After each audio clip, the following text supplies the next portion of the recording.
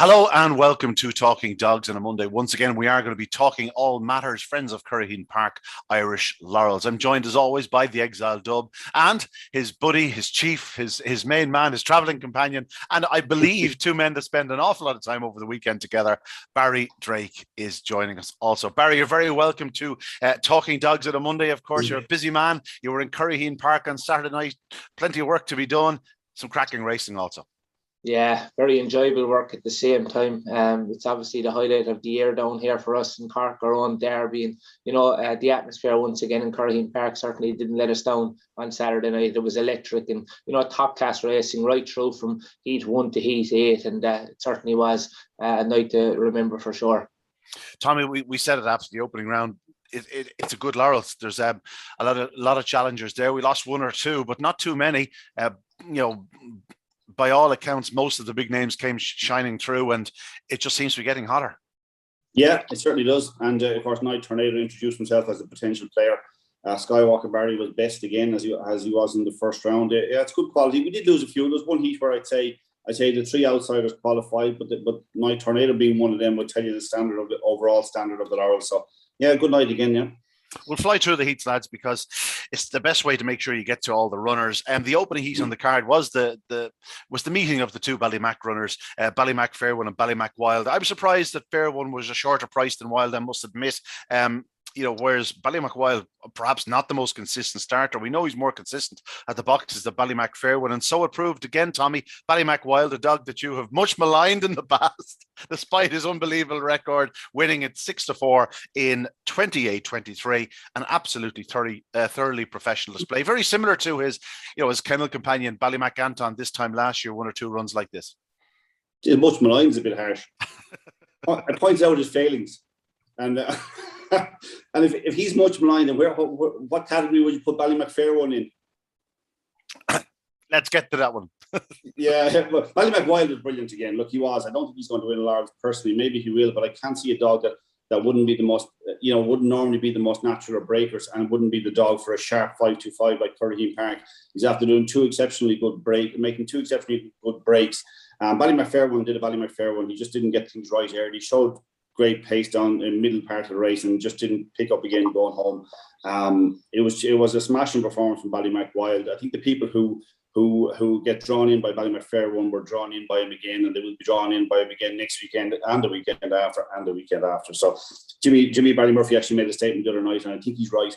He said Ballymac Fair One's the type of dog that if he got into the final of the Laurels and got trap one, he could win it. Yeah, he is that type of greyhound. Barry, there's no question Ballymac Fair One has the undoubted talent. He has the pace.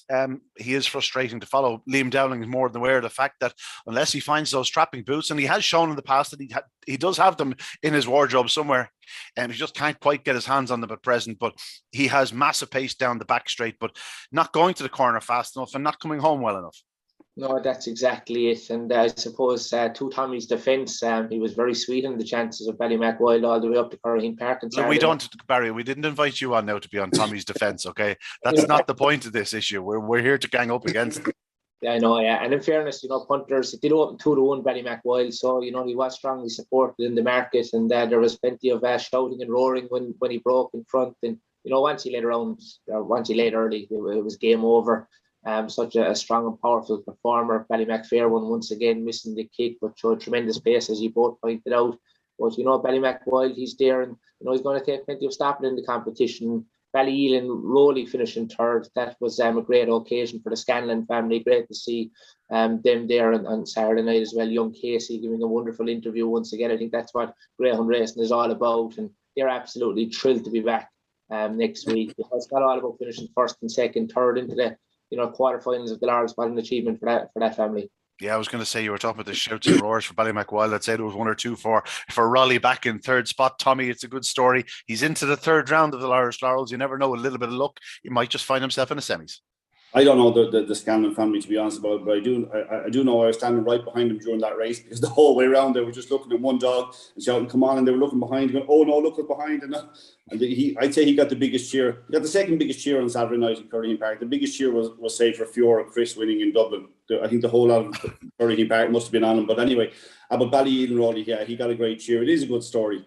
It was a hot heat. I think the sectionals tell a little bit of a story too, how it's going to get a bit tougher for Ballymac-Wild. 3:26, 16, 17 is okay without being real top drawer.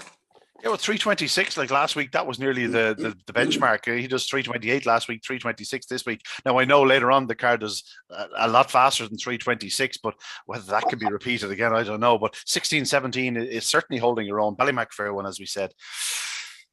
Just so fast. We just need to see him starting to trap a bit better. Onto the second heat, there was no problem with trapping for Dre and Jet at 3:25, but just didn't have the pace to hold Romeo Magico down into the third bend. This was a much better performance by Romeo Magico. Barry, last week he was a little bit flat in the feet, maybe out in trap 5 didn't help. Trap 2 on this occasion turned a close second, powered his way to the front into the third bend, and went on to win by a length and a half in 28-28. We know how very talented he is. He's a bit in the, not the most fluent trapper. We know he's plenty of early speed. He's a dog that probably will need a little bit of luck going forward, but certainly a fine display and could certainly go a round or two. Yeah, definitely. Look, I suppose he was one of the leading lights coming into the competition.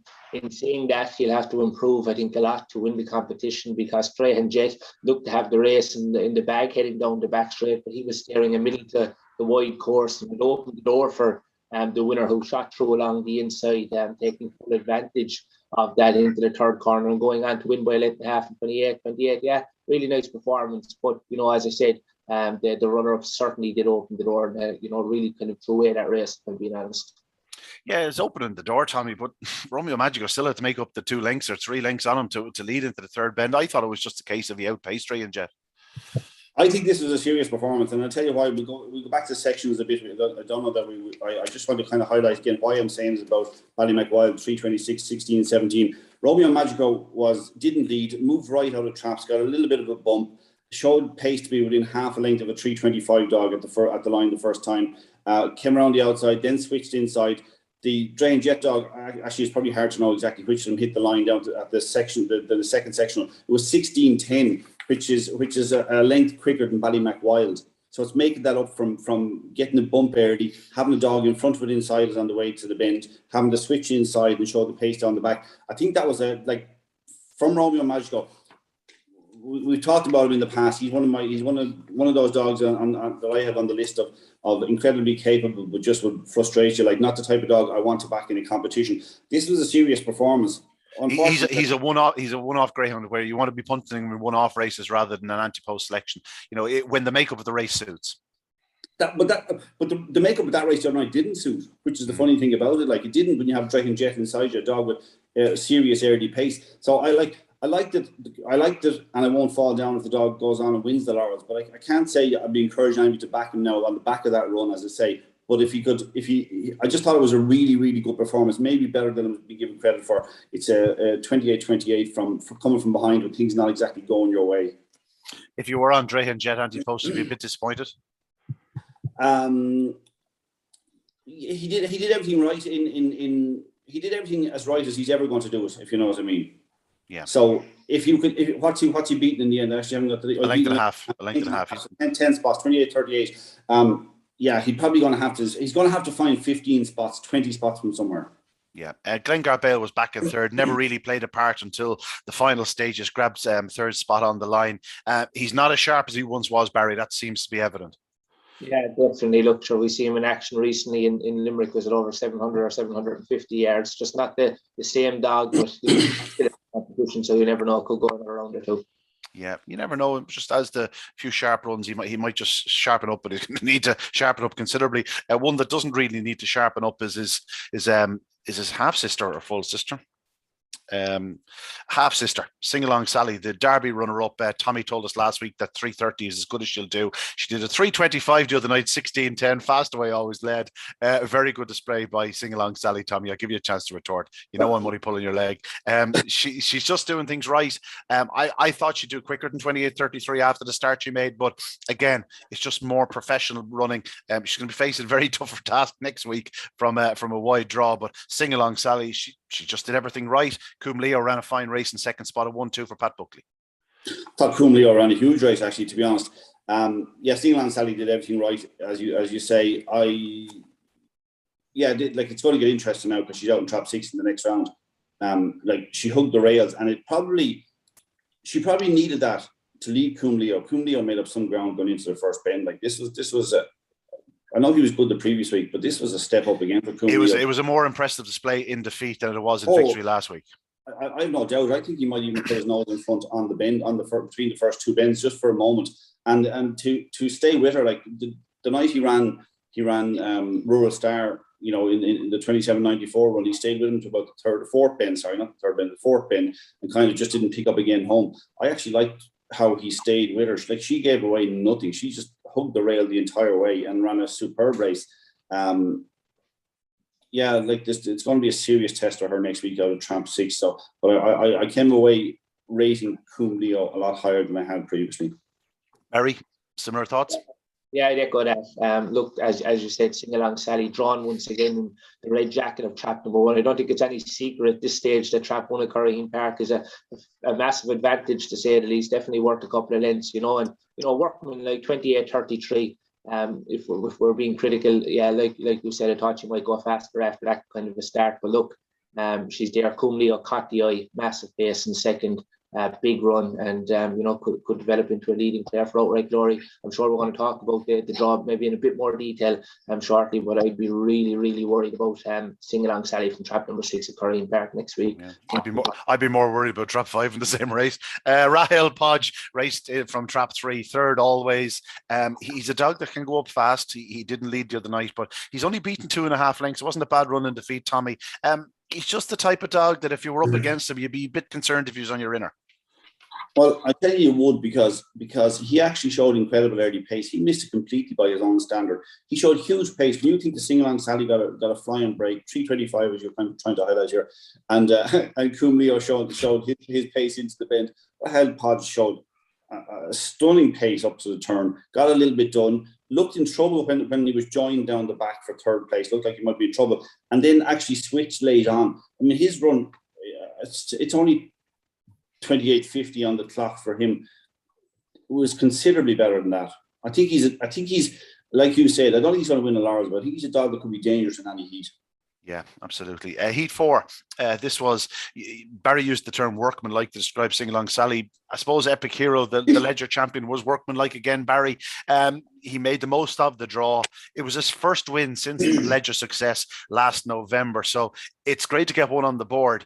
He's going to need to go better in the future. You know, the fact that he led, granted, he only just led, disputing it off the first bend. Clona Sky outpaced him into the third bend, which is a concern. He came back at her to land the spoils in the closing yards. He'll need to go faster. We know he can do, though. Yeah, definitely. Look, prior to the race, obviously, he stood out on paper. Looked like, he would take the world of beating. And as you said, when he just slipped around the opening thirds in front, you just waiting for him, to go through the gears and maybe pull a couple of lengths clear down into the third corner and win impressively, but that wasn't the case. And in fairness to Clona Sky, she's a remarkable greyhound. Probably won't win the competition, but she must be a dream to own for Kevin O'Brien. Cork Oaks winner, Munster Oaks winner. As you said, she outpaced Epic Hero back into the third corner. And even at that stage, you're still saying, okay, she's going to fade away and get beaten a couple of lengths. But, she was involved up to the final yard, sweep the air, came with a big powerful run, like he was going to get up there in the closing stages. But in fairness to Epic Hero, he's a determined greyhound. He put out all the stops there in the final yards to get up and snatch victory from Sweep the Yard and Clona Sky, but that really was the race at the night Curraheen Park on Saturday night. Yeah, Tommy, you won't be picking him for outright success. 3:26, 16:18. I'm going to put down to Clona Sky into the third bend, 28.42. They're not the clocks that are going to win a Laurels. No, they're not. It's not his track in the sense that it's just too sharp for him. He's a smashing dog. He's always be a classic winner. He'll go back to the Ledger, I assume, after this. He's he might have more luck there. I wouldn't have to be ruling him out entirely. Jared Hutton won't mind if you don't fancy him anyway, lads, because he said no one fancied him to win the Ledger. Oh no, we spoke him up in the Ledger. We spoke him up in the Ledger. No question about that. Sorry about that. No, we'll have to. Can we turn off that screen, please? Yeah, mute. He was defending me a minute ago, and then all of a sudden he's forgotten. I was like a personal chauffeur for the weekend. Yeah. We spoke about Sweep the Yard last week, Tommy. Again, he sneaks through. He's that type of greyhound. He continued to sneak through. Clona Sky ran well in second. I want to mention the dog that didn't qualify again for the second week running, Catching the Eye, Droopy Sputnik. He's going to have to discover a sat nav, Tommy, but there's big engine there. He's one for the future. Yeah, he is, and he's not beaten very far. I actually want to go back for a second to Clone Sky, because I think she should have won this heat. She was clipped from behind at the first bend, and how she managed to get by Epic Hero down to the third bend was remarkable. She was definitely on for a career best at Curraheen Park on Saturday night, and it would have been if she hadn't been clipped at the first bend. I actually thought she had run the first two bends poorly until I watched the replay a couple of times and realised that she had been clipped from behind. I think it was a monster performance. I see your eyes darting about there. You're probably trying to watch the replay. No, I'm checking out her time. I assume she actually did set her fastest time in Curraheen. 28:46 will be on the clock from the other night. So 28:56 plus the 10, of course. Yeah, be 5 spots behind what she has on the clock or on the card already. I think it was considerably a career best for her. She's a remarkable bitch to hold her form as well as she did. Like to go through the Munster Oaks, to run on Derby final night and run so well in the feet, and then to come here and put him in a performance like that the other night. I spoke to Graham after the race, and I just said, "Geez, Graham, she ran some race." He said, "You know what bitches are like when they get into a rich vein of form, they can just continue. They just they have that habit of producing and reproducing it."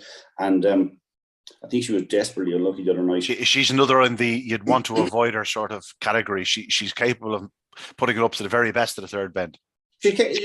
She's capable of winning the Laurels.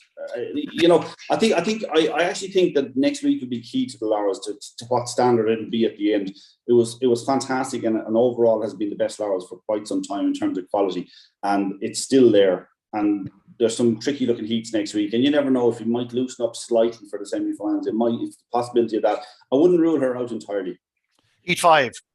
This was a heat where on the outset looking at it, I went, oh God, no, I'll let the Cork boys sort this out. This is one not for me. Not too many dogs that I know an awful lot about. Obviously I'm familiar with most of them, but at the same time, you don't pick up the card and go, oh, I know what that's going to do. I know what that's going to do.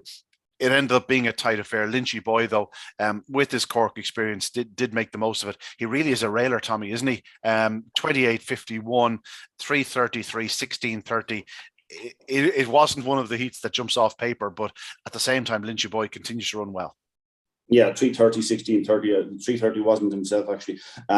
The Cork boys did sort it out because it was well backed. I think Barry fancied might even have been his nap or something very close to it. If not, it was a dog that had operated well from trap 1 before. It actually needed trap 1 the other night because 3 at one time only went up in front of us. Actually took a step to the right at the bend, which will let Lynchy boy use the inside line. Now you still have to make the most of that opportunity, and it was a good buckle. And 28:51 tells you all you need to know. There's no Laurels winners there, but as I say, there was a few quid in the pockets of the local lads.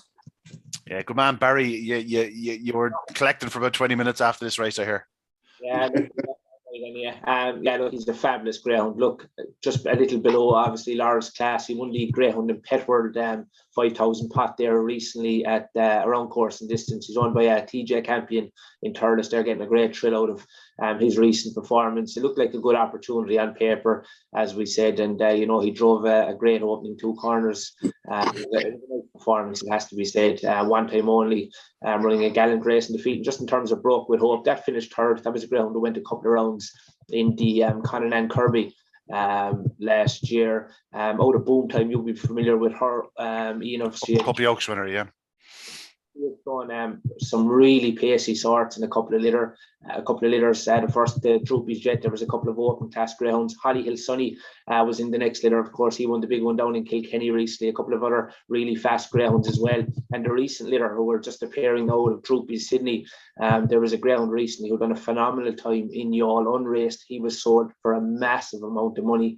We'll be following his progress hopefully closely across in the UK because he's gone to Patrick Jensen's yard. So she's thrown really, really fast greyhounds, and I know she has a litter on the ground to Pastana, and she's in pup to good news. So watch out.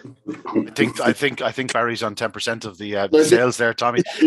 Broke with Hope. I just want to mention it, Barry. He didn't dive in from trap 4 tonight. He did last week, and I've seen him do it in the past. Went to relatively straight. Was that because One Time Only came out alongside him? And is he one of those greyhounds that when he has the space, he'll move in? If not, he'll stay straight enough? Yeah, exactly. Look, we've seen him in Youghal. He's gone up straight on a couple of occasions around there as well. I think he won 3 in the bounce there recently. He broke the 29-second barrier on a couple of occasions. Very fast greyhound, but obviously will need to improve to feature in this. But Liam O'Keefe there and the Murphy family, great supporters, ground wrestler. They're doing that. Absolutely. He's still there and he's in the draw for the next round. Tommy, I don't think Butsy's Bengal has been around y'all. I'm sure Barry will put us wrong.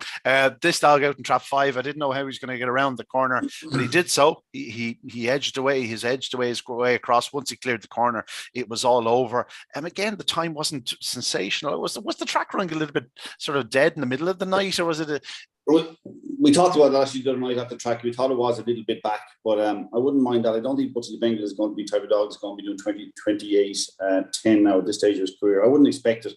It was a nice performance. I did fancy it because Stories Direct from trap 1 was going to move right out of traps. Penny Lane Sheba ran a cracking race the previous day, but it was just a matter of whether it could reproduce that sort of break. We said it in the Derby. She put a big run in the first round, didn't produce in the second round. A similar enough story in the Laurels. Yeah, and this wasn't a strong heat either. Now, to be fair, and when there was a little bit of crowding or shortness of room, say inside, Butsy's Bengal was able to clear your old favourite living on a chair around the opening bins. I'm actually really looking forward to commentating on him someday. Yeah, well, might have to get you to do the finals or living on a chair if he gets that far. A final night, it'll run at least. I thought it was a fine performance, but no Laurels winning performance, I'm afraid. Barry Stories, beg your pardon, Razzle Dazzle Monarch with Stories Direct moving off the fence. He stayed tight to the fence as always, and just a model of consistency. He grabbed the third spot, living on a chair. Butsy's Bengal, obviously, we've touched on them. No Laurels winners in this heat, but Butsy's Bengal continues to live another day, and he's still a type of dog you wouldn't want to be facing in, let's say, a semi-final if he's on your inside. I was speaking to one of the lads part of the syndicate, and they said he had an issue after Dundalk, so it was kind of, it wasn't certain if he was going to make the Laurels, so they're just hoping that he could improve throughout the competition. So look, he's still there, living on a chair. Is another great, I suppose, local story trained by Shane Murphy, Greyhound, that's come up through the graded ranks, and in a quarterfinals now of the biggest competition in Cork will be a huge occasion. And of course, Razzle Dazzle Monarch is no stranger to big runs around Shelburne Park, still in the competition. But as I said, living on a chair, another great local story there. Yeah, absolutely. Moving on to Heat 7. I will start with the winner. Okay, Night Tornado. Second soon to 3. I have led the third bend. Should I say left in front of the third bend. Went on to win in 28.58 by a length and a half. He's always been a hugely fast greyhound, Tommy. He got a little bit lost this year. He was in the wilderness for quite some time. He switched to Graham Holland in recent enough times, and there's been glimpses and plenty of glimpses of him the last few weeks. And this was a much better run from him. He's now 79 pounds. I notice. I don't know whether he's sharp enough, but the engine is still there. And second, Broken Highway and Hello Hammond, both finishing very fast. But for me, the story of the race is, again, the frustration that is Broadstrand Ryan, a dog with unlimited ability. Again, runs an unbelievable first and second bend, and then in contrast, runs the third bend like a crab. Yeah, if you think they're going to run on ability from the first bend, he's a 101. It's just all over. Nothing's going to come from behind Broadstrand Ryan. Unless, now, to be fair tonight, Tornado, he was about half a length down halfway. It might have been 3/4 of a length to a length at the third bend, just before Broadstrand Ryan did what he normally does and just kind of checked up on that bend. It was a nice performance. I was disappointed with Jacob Tashett. I think maybe that it kind of highlights the different type of sharpness you need for Curraheen Park than you need, say, in Shelburne Park. Even though he had won heats of the Derby, and class-wise, I thought he'd get away with it and he'd continue to run. Maybe I was confident that Jacob Tashett would win. I must say, I thought he should. In normal circumstances, you'd expect him to be handily leading up 3 and 4 into the bend. Just wasn't there, Tommy. That's maybe there was something small, right, that might have ailed him. And next year we'll see a brilliant dog, or maybe he goes to the Ledger. I don't know, but maybe next year he'll realise the potential fully of what he's capable of. Because he looked like a dog that might, if things hadn't kind of gone wrong, I think there might have been a little bit of sickness around or something at the time, and he just kind of went out of the Derby with a little bit of a whimper, which is there was a bit of sickness in his kennel that week. I actually spoke to Con Connie before the night he went out, and he was concerned. Yeah, so before that point, we were thinking, you know what, this dog could go deep into the Derby, could go very deep into the Derby, and it just didn't happen. And again, I thought after last week, I thought, geez, you know what, this fella's a real player in the Laurels outright. But maybe it schooled me a small bit, or maybe there was something slightly wrong. I'd be kind of slightly disappointed there wasn't something that, a cough or some sort of small little thing that had ailed him, because it just wasn't him. He wasn't sharp out of boxes. He wasn't particularly electric going into the first bend and whatever else. It's either that or just he doesn't have the sharpness for 5.25 with Curry Park. I mean, we were talking about the sections a bit earlier on, and like, they were quicker than they were the previous week, and yet the times weren't exactly. Some of them were on a par, but the times weren't exactly rapid.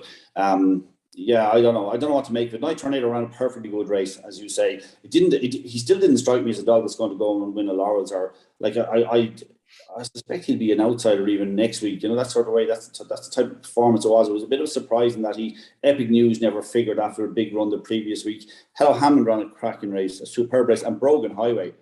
For your Donohues who do so much to show you what the right side of Greyhound racing is and what it's about, he showed incredible ability, Brogan Highway. Now, he's a real strong runner. Like, I know a lot of his form is in Cork, but he just looks nailed on like a Shelburne track type Greyhound, doesn't he?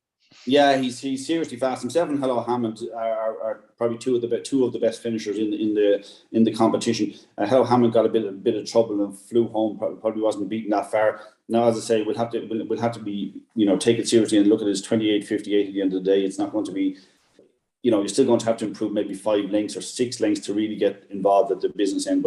But they are good dogs, Hello Hammond and Brogan Highway. Barry, your thoughts on the heat? Yeah, thoughts on the heat. Where do they go from here with Broadstrand Ryan? Just another major disappointment. Looked in full control of that race heading down the back straight. Night Tornado then made the most of what happened. Brogan Highway. Big local runner for who's been involved in the game now for quite some time. I was speaking to John when he was walking out to get with his dog, and the man was singing going home. So like that's just fantastic to see. And Hello Hammond is a greyhound that, like Brogan Highway, I wouldn't be surprised if one of them made the final. There's a lot of fast starters in the competition, but one of them could pick up the pieces some night and progress into a final. Hello Hammond is a dog I'm more than familiar with. I've written on the form guide in past that just needs to find the sat nav. He is one of those types, but just seems to be finding the gaps a little bit better than he used to. And there's no question the engine is there. Yeah, Broadstrand Ryan, the disappointment of the contest, but 3 good qualifiers. Onto the final heat of the round. I was so taken by both the winner and second spot. I thought this was a much better display by Droopy's Good this week, Tommy. I thought he really, really did put it up to Skywalker Barry. After Skywalker Barry does a 3:20, he's doing a 16:02. Only for we know it's Droopy's Good trying to pick him up. It still looked a race at the third bend, which is testament to Droopy's Good. This kind of tallies with what we said earlier on about the track maybe being slightly back, because of a 3:20 and a 16:02, you'd expect better than 28.18. It's probably in theory close to 28 seconds, maybe a slightly sub 28 second run from Skywalker Barry. He did everything right in one sense, but he also showed us why there is a potential for him to be vulnerable or certainly beatable come final night if he does get that far. That he was very wide down the back, very wide turning for home. That's him. That's not an unusual thing. Yeah. No. I'm not saying there's anything unusual about it, but I'm saying that this track, if he was drawn 3 in the final, say, and he did, produce his best break, led up, and he went wide down the back, there are dogs in there who are capable of exploiting that space. So that's what I'm saying is he's not. Even though I assume, I didn't look at the prices, I assume he's hardened up quite a bit in the betting. He was favoured going into the last weekend. He would be stronger favoured now. But like it's not all over. This was a lovely performance to add to last week's performance. He is a juvenile derby winner.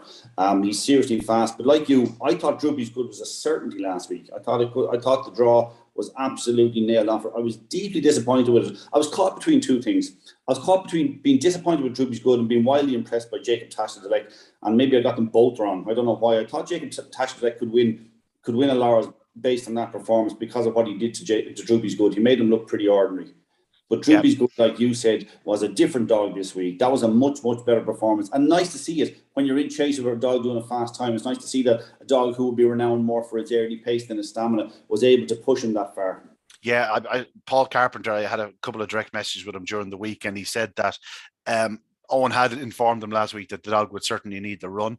I know he had been running around Shelburne Park, but he had that little bit of a break. He said he would need the run, and they were hopeful that there'd be better to come from him. Certainly was. If you'd reversed the boxes, Tommy, it could have been a different scenario. Yeah, could have been. I say I was impressed with him, and maybe he's back slightly on the radar. I'm still not thinking of him in terms of win the Laurels just yet. I'd like to see another round where he do something big. But he's closer to track. We spoke about Droopy's Good as a potential Laurels winner or a special Laurels challenger for quite some time, Barry. We already knew that Skywalker Barry really does handle Curryheen Park. By all accounts, he loves the place. We saw that earlier in the year in the valuable stake down at Curryheen, and now in the Laurels, he's 2 from 2. He's after posting the fastest time of the round, 28:18. It's just one of those cases, like he's 3-1 favourite for the Laurels. He's plenty tight enough, Barry, but you can see why.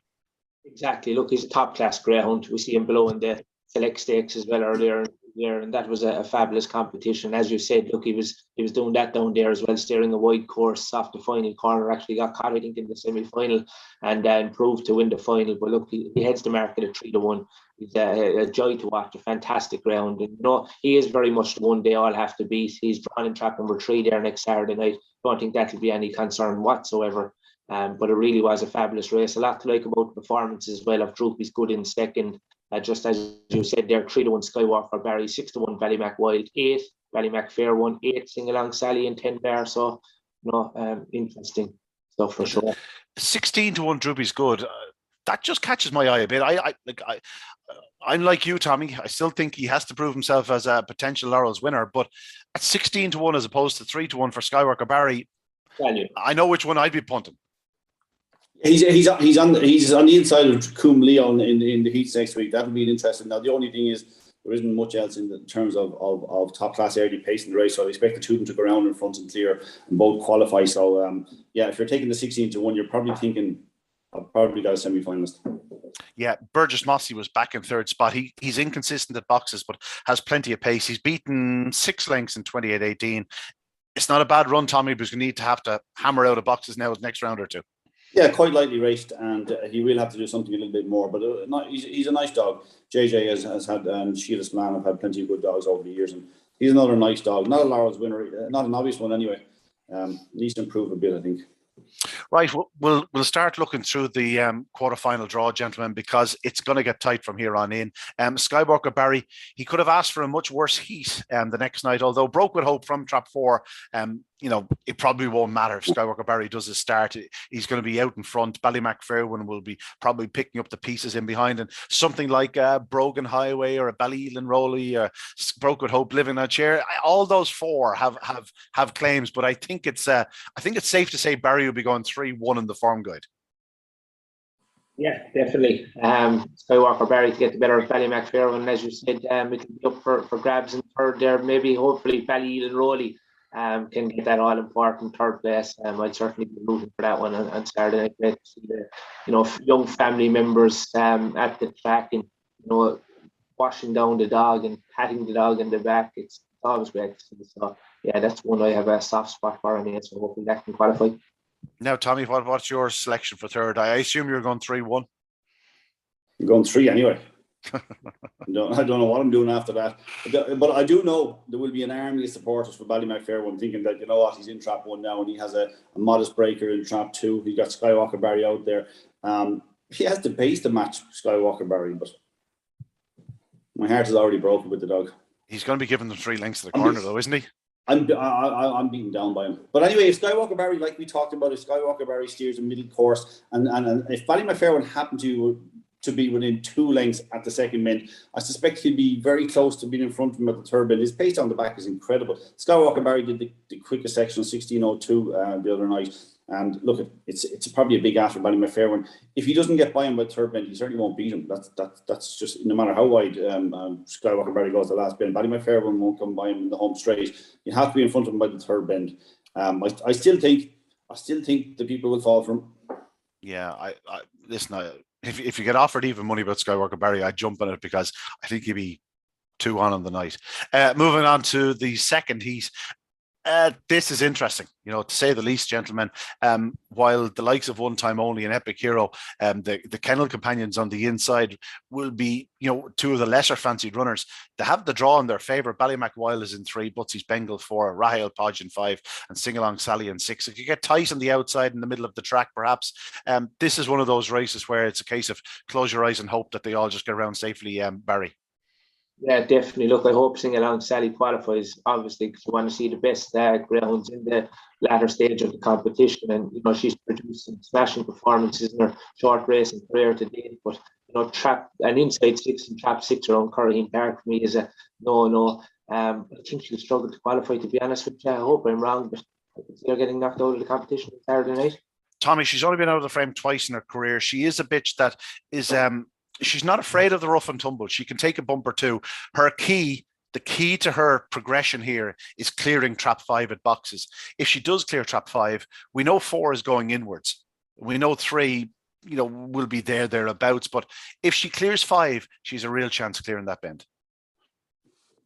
But that's not easy. That's not easy. I suspect Rahel Podge he's got incredible early pace. He showed it the other night when he missed the kick. He was actually last out of boxes. I don't think he'll be last out of boxes next Saturday night. I think he's a very dangerous dog because he has that early pace, and he's entitled to be improving. He's only had the 10 runs, so he's a real buffer for the rest of the runners in the race. Like as you said, if you had a real slow starter, and you could take some of the dogs in the previous season, put them in trap 5 there, you'd say Sing Along Sally will definitely get away with it because Butchie's Bengal will be edging over. Certainly as he gets close to the bend, he'll be moving in quite tight. I'm like Barry now. I fear for her qualification here now, to be honest about it, because you've got very capable dogs inside, dogs that stay well. You've Epic Hero, Ballymac Wild, one time only will hug the rails. I don't know if he's quite good enough. He had every chance the other night. Yeah, I don't know. At this second, I'd probably side with Ballymac Wild, even though it's another one where if he missed a kick slightly, he could be in trouble too. This is really, really, really tight. Yeah, it's like you said earlier on, there's no room for error on Saturday night. This is when they're going to really sort themselves out. Yeah. And the dogs that have, a tendency or a dependency more so on a certain draw could find themselves in trouble fairly quickly. And moving on to Heat 3, Tommy, you touched on this. Druby's Good and Cum Leo side by side in traps 2 and 3. Lynchy Boy, a good dog. He won't move off the fence. Burgess Mossy, a bit inconsistent at the boxes. Sweep the Yard shouldn't concern them early. Neither should 6 Hello Hammond. It's a battle into the corner between 2 and 3 from the draw. You'd have to fancy off a level start that Druby's Good would hold Cum Leo into the bend. They go round first and second, and perhaps finish first and second, and then maybe a battle for third. Am I reading too much into your thoughts? If we go back to Sing Along Sally for a moment, this is the slight concern I have with her again with 6. Even when she broke really, really well the other night and did this 325 in, she Cum Leo was catching her into the bend and very showing huge pace into the bend. Now, I don't think he can clear Druby's Good at the same time. Particularly, if he nearly need to go down to 320 himself to clear the dog. And if he's on the outside of him, it's going to be a good race. I was more impressed by the way Cum Leo stayed the other night than I had been previously. And yet I'm not sure that he is that strong as a stayer, even over this sharp 5.25. It's whichever one of these two leads. I'd be like you. I think looking at it right now, I think Druby's Good has to be favoured to win that heat and probably will do so. Out the back, Sweep the Yard has that little bit more early pace than Hello Hammond, Burgess Mossy. I think he'll probably qualify in third place, Sweep the Yard. He came there to win his race the other night and he didn't win it. Is that unfair? Sweep the Yard? Yeah. Perhaps a little bit. It is a ledger hero that got racing again up a run in. Do you know what I mean? That we know a dog that says 550 yards strongly couldn't quite get there. Listen, I'm willing to forgive him. Listen, look at his record. He's 26 seconds on his card. I think that's more down to his racing style than anything else. He has a little bit of a kink in him, but I think he's a genuine rogue, if that makes sense. I think he was there 25 yards out to win the race the other night and didn't win it. Yeah, like ourselves, Tommy. Maybe he's just lacking a bit of stamina. He gets a bit older. Barry, from a punting point of view, Druby's Good will almost certainly start favourite. It could be 6 or 8 to 1 bar the 2. Yeah, look, 2 will definitely start as favourite. And they'll probably go out to the bend together, as you've already pointed out. It'll be a great buckle. I wouldn't say for certain that Druby's Good will hang on and win if leading. I thought Cum Leo did run really, really well in the peak last time. And it could be a great buckle maybe for third.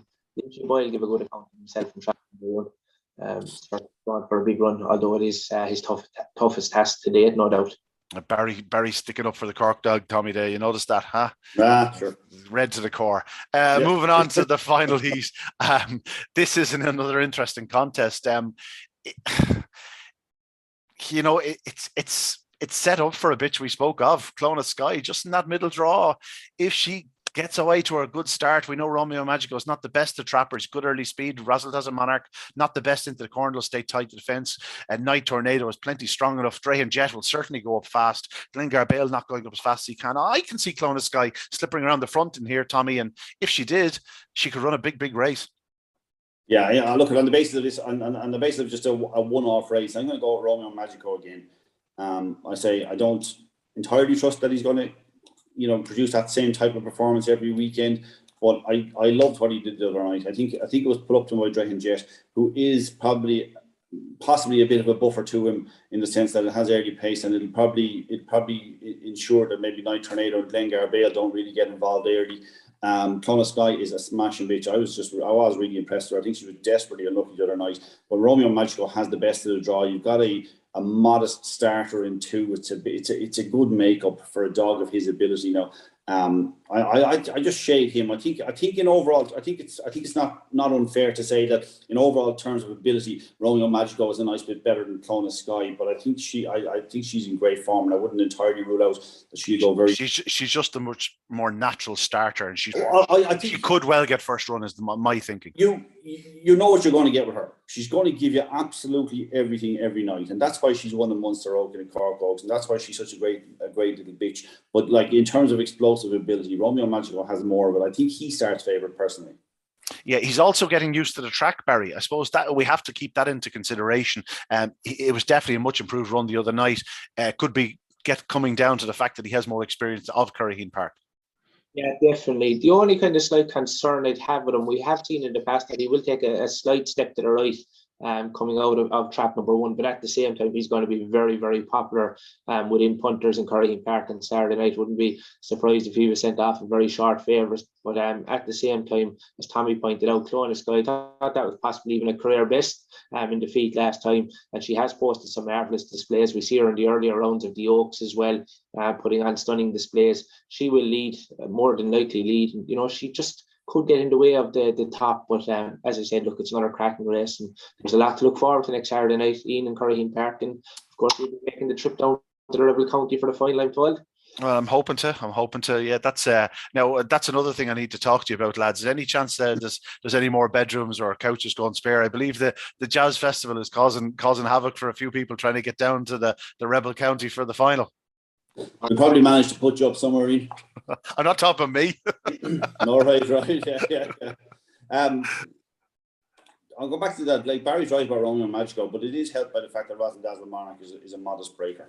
I would have to produce a career best out of traps to win it. So I think Romeo Magico would get away with it. I don't think if he's going to get a bump early, it's going to be from Clona Sky. My concern is Razzle-Dazzle Monarch can actually trap, whereas Romeo Magico generally doesn't.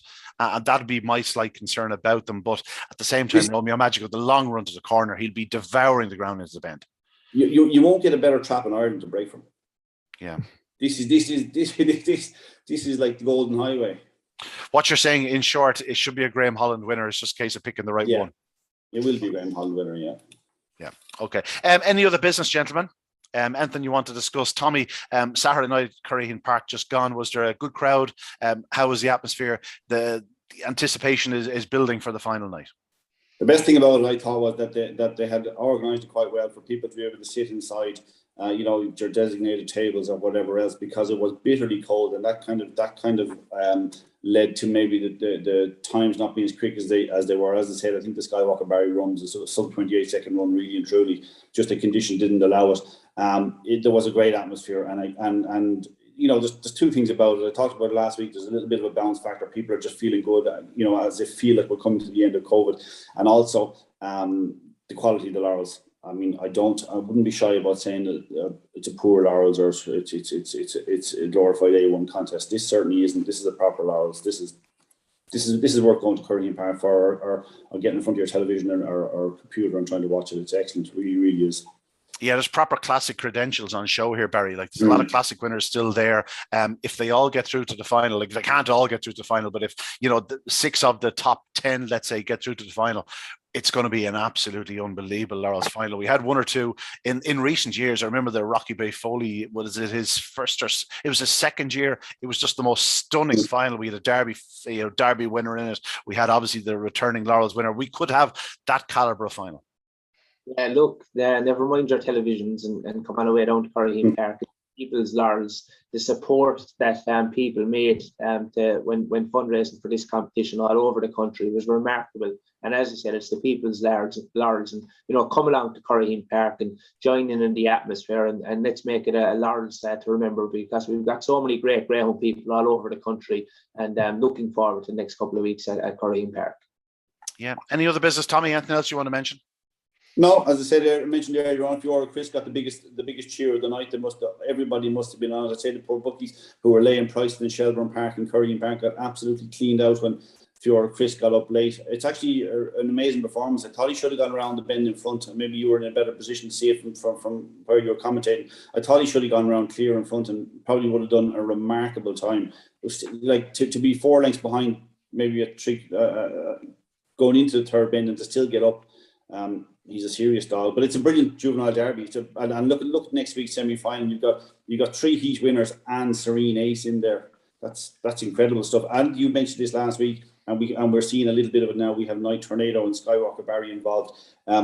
The juvenile derby winners are contestants of this year, might be the Laurels winners of next year, or Laurels finalists of next year. Oh, it's very much like it's almost a better guide for Laurels than it would be for Derby. Just every year, just the early speed that's on show. I have no doubt that there's 4 or 5 dogs in this juvenile derby that if they turned up at Curraheen Park this year, they would be big players. Oh yeah, I think there are dogs in there that might even be vying for favouritism in the Laurels right now, and they're only pups. Like, that's integrity quality. It's great because we're building on a great year. This has been absolutely remarkable. Susie Sapphire being the highlight, obviously, but this has been a great year, and I think we're already.